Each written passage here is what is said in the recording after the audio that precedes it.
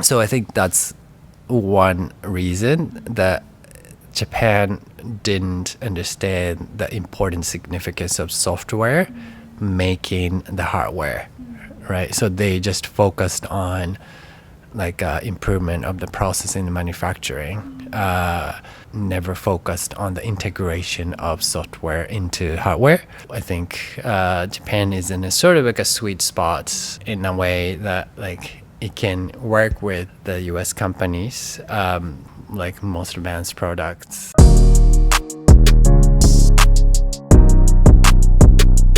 Why Japan has great robotics industry from maybe super long ago, like Doraemon or even Tetsuwan Atom. I guess Astro Boy, right? It's super common for us, but why Japanese robotics company didn't make unicorn company? So this is some questions from them. Do you have some observation or answer? Well, Japan in general is lacking innovation for the past 10, maybe 20 years, which is very disappointing, but I think it is also true. But at the same time, in the past 10 to 20 years, the focus was almost entirely on software, right? So software was eating up the world, really. So if you look at, the top 10 market value companies and top, market cap companies, most of them are software companies, with the exception of like Saudi Aramco and Nvidia, maybe, right? So obviously Tesla and Apple make the hardware as well, but the software is a big part of it. And within that, I think Japan was not good in terms of capital, in terms of talent, in terms of like, the innovation within big companies, like, I don't know, Sony, Panasonic, so to speak. But within the sort of like hardware top companies, right? So I think that's one reason that Japan didn't understand the important significance of software making the hardware, right? So they just focused on like improvement of the process in the manufacturing, or design of manufacturing and whatnot, but they never focused on the integration of software into hardware. So the robots, obviously the output, the final product is hardware, but all the controlling architecture and whatnot are software.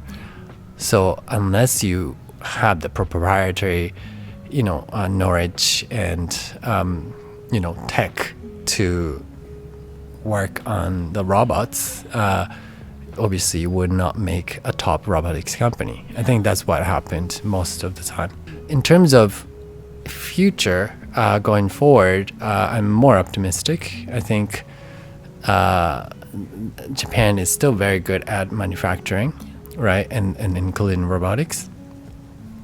And then we're figuring out what is required to have the robots. So I think it's hopefully a matter of time. And then I think even the US is a bit behind China. China is way ahead, in my opinion, in robots, and also like, autonomous vehicles or like many fields, really, which combines both software and hardware. So I think Japan is in a sort of like a sweet spot in a way that like it can work with the US companies to make like most advanced products, trying to be comparable to the Chinese ones. I see. Thank you. Okay, next question. So Yuki, tell us about your serial entrepreneur's experience. Super interesting. Why did you create 3 companies? Yeah, so when I was leaving the law firm, so I worked at law firms, different ones globally for about 10 years. And It was New York at the time. yeah, well, I was back in Tokyo, but I worked in New York, Toronto, previously in other cities on a sporadic basis. And then I was back in Tokyo, but I started angel investing and advising startups back in New York and Toronto. And then after maybe 6 or 7 years of angel investing and advising startups, I got this itch that, I wanted to start something myself as well. And then I was thinking of doing something with other people. So I started a few companies sequentially with co-founders. So it is very rewarding and exciting time of my life for about 3 years before taking this role. And one company unfortunately needed to shut down, but 2 other companies are still ongoing. Very exciting for the co-founders. They finished series of fundraisings, and they're still expanding team and getting more clients and whatnot. So this is very interesting development for me. So one of them is called Bright Technologies. They develop software that automates and optimizes the design process of manufacturing companies, especially products, especially the advanced engineering ones. One project they announced publicly was with SkyDrive, which is a flying cab company based in... Flying cab? Yeah. It is a Japanese startup, actually. Yeah, you can look it up. So we worked on a project with them when I was there. And then other companies called Aquila Systems. They're optimizing the scheduling system of nurses and doctors. So they're getting a lot of clients from hospitals and then medical suppliers as well. So it's both of them are very exciting companies that are going very strong. Because I'm an operational executive, and having a lawyer and then also the management consulting background, so I worked at Bain before going to law school.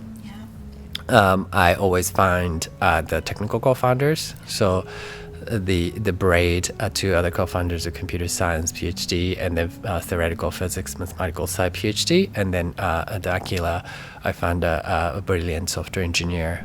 So he's almost CTO, but he's the CEO. I always team up with the engineers when I start up the companies generally, and then that's what they're doing right now. I see. And then you could pursue the founder's way, but you chose become a investor, right?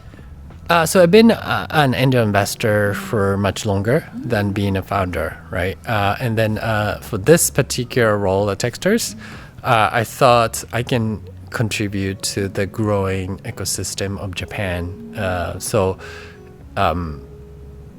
The working at one single startup can be enormous. This impact can be really enormous. But at TechStars, I can, for example, as I did this year, mentor and guide 12 startups at the same time. And then I can do the same for next year and then next year, right? So I thought this would be a great way, an amazing way for me to give back to the founders community, using my angel investment and operations exec and then founding experience. So I thought this job was a great fit, and then I've been enjoying it since. I love that. Okay, last question, Yuki. Tell us about your next milestone in 2025. Right. So currently I'm very focused on getting amazing talent to apply for the TechStars Tokyo program 2025. So application is open now and until May. So I like you to consider applying. It would be a great opportunity to come to Tokyo and learn a lot from the top talent globally. The mentors and EIRs are global high caliber people. I assure you. So you will have an amazing experience. And living in Tokyo, as you know, is amazing by itself. So I would like to have amazing global startups coming to Tokyo. And then at the same time, as Japanese, I would love to see Japanese startups going global and becoming more successful in the US and beyond, right? And then to do that, obviously, like I said, you need to have an innovative, cutting-edge technology or some kind of innovative idea substantiated by technology again, right? And then an amazing customer base or product market fit, so-called, right? So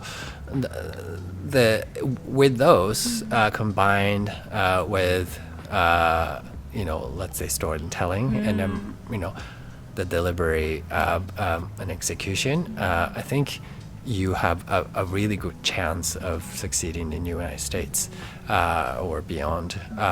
And TikTok has done it, Shein is doing it.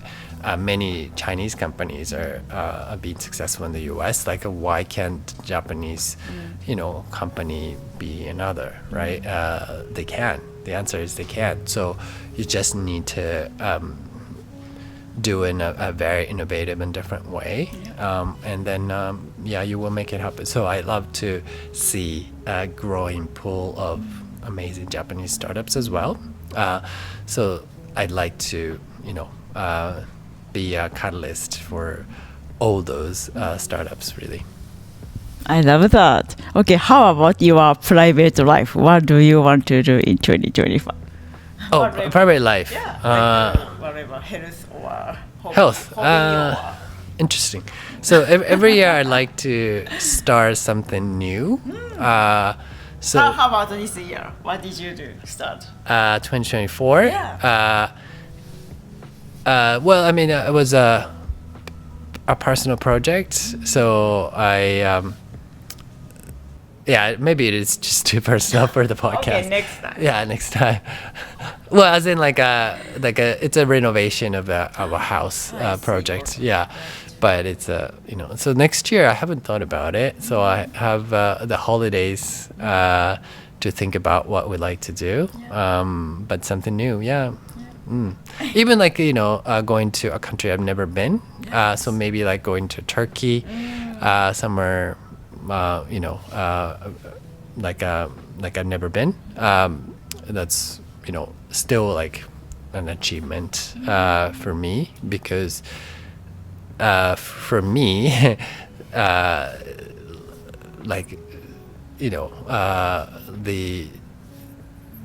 the grand scheme of things, the life is about learning new perspectives, and then to gain a new perspective you have to have new kinds of experiences, meeting new people, challenging,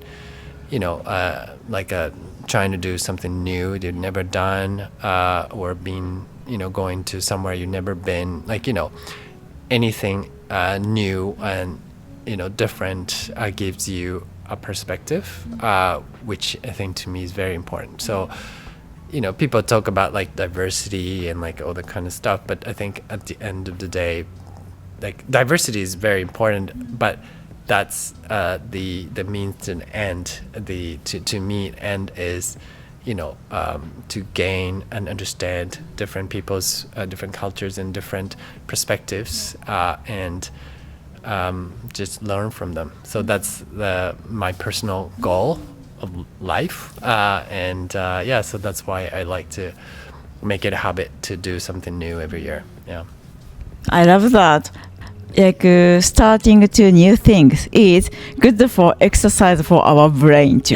Yeah, 100%, exactly. Okay, so Yuki, thank you so much for being here. We're planning an online session, an AMA session, targeting mostly global startups outside Japan who are considering applying for TechStars Tokyo 2025. So that's one thing I would like you to pay attention to. I'm going to announce on LinkedIn, and we have the Tokyo TechStars Accelerator page, so that's great. If you can follow us and even add me on LinkedIn, and add them on Twitter and all that. So that's one thing. Separately, if you're interested in Japanese startup ecosystem in general, please just come to me and then ask me any questions, and I'm more than happy to help you as much as I can, and then introduce to people whom I think is helpful to answer or help you. I'm generally very open-minded, and I encourage random encounters. So for example, this podcast is also pretty random, so to speak. I think we got introduced by Neil, who is the MD of Sanfran, a program along with George, who is a founder in the program, who used to live in Japan, and I was advising him before. So things just come in full circle, but it is pretty random. It got like an amazing dialogue, I hope, and then so any random message could lead to the next generation amazing tech startups or whatever, right? So I think I encourage you to think randomly outside the box, and then reach out to me if it's of any relevance to you. Yeah. Okay, so we can put TechStars Tokyo's website and also your LinkedIn link. Yes, that would be great. Yes, please reach out to him. Yeah. Okay. Thank you so much. Bye bye. The 3 key takeaways from a conversation with Yuki SHirato Part 2. 1. Japan's robotics industry. Strong foundations. Missed unicorns. Despite being a pioneer in robotics, with cultural icons like Astro Boy, Tetsuwan Atom, and symbolizing its early innovations, Japan has struggled to produce unicorn robotics companies. A key reason is historical focus on improving manufacturing process rather than integrating software into hardware.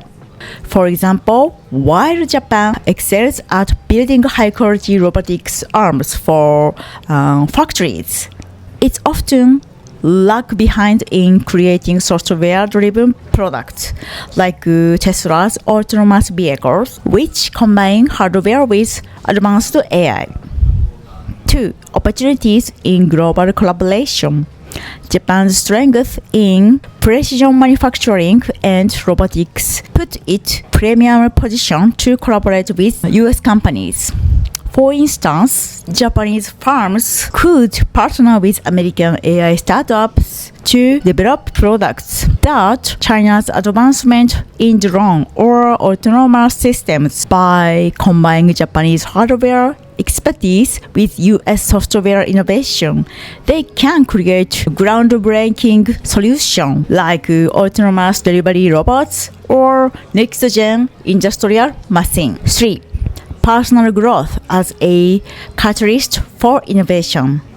Yuki's highlights the importance of learning and trying something new every year, such as his experience co-founding Blade Technologies, which automated manufacturing design process and partnered with SkyDrive, a Japanese flying taxi startup. His personal goal of traveling to places like Turkey to gain fresh perspectives demonstrates how diverse experience can lead to innovation ideas. This mindset encourages entrepreneurs to step out of their comfort zone, explore new fields, and embrace global opportunities. I love it. Yeah, so this year, it's almost all end of 2024.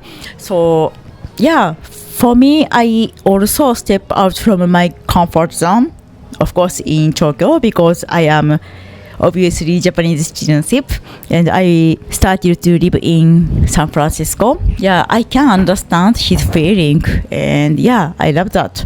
Anyway, thank you so much for watching our episode today. We hope our episode will help your future and career. And next year, 2025, I believe we gonna hold monthly event in Tokyo and San Francisco. Yes, I love fostering community. I love helping people. Yes. Anyway, thank you so much. Bye bye.